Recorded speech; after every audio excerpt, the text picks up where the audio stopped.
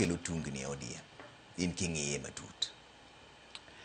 Waduto wang'eyo kaka jo ODM kata gi jo Kenya te ni jatendwa makoro Nyasaye noomo Mheshimiwa Raila Amolo Odinga nosebedo jatend ODM kendo ene manochalo gam manoriwo ODM nikech ODM ni en chama mokwako Kenya mngima. Onge kona midhiye Kenya kata ok yud ng'at ma ja ODM. Makata king'iyo polling stations mantie Kenya ka, ibo yudo ni ODM nitie gi delegates e polling station ka polling station mane Kenya ka. To mano dwaro jatelo manyalo riwo ji.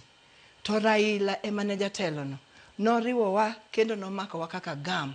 Makodi jaluo, koda in ja Coast, koda in Masai, koda in kabila mane, to uduto ne uwinjo kagima un jo ODM kendo jo ODM maru.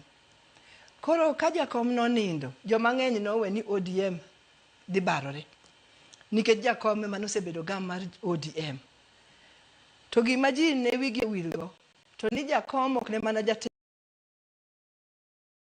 od ODM kochakore gi kunyo mapiny man foundation mobi moger ot michopo lintons mimusmal girite ntie kanyo gik mopogore opogore ntie kanyo tiende ni structures mopogore opogore ntie ODM ma jakom kata kanonindo to noweyo ot moger motegno makata kineno December kineno pollster kata menyruok kimenyo party iyudo ni ODM kata sani emanyocha Tifa kod jotelo moko ogolo ni ODM en very strong.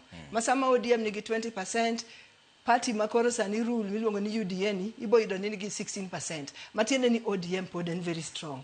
To gima timre ODM ka sama jatelo ila jakom wuok kata ka structure ne ntie mondo yud ng'ama nyalo mako kar jakom mano nyaka kaw time kendo nyaka kel tungni matin kendo nyaka kel pogruok e paro mane gima timre sani ni jomoko kamoro neno ni ng'ane mano nego bedi ng'ane ok nonego bedi to chama nitie gi constitution ni manyiso kaka chama mar ODM onego tim gimoro amora makata ka gimoro timre kaka jakom nonindo ODM ok ne tho kata ok ne dong ni koro en vacuum ne ntie kaka koro kata ka en tielo matin mok nyal romo wuoche jakom to constitution ne nyiso gimonego tim mondo ODM kik bed ni onge jatelo. Ojende matindo kaka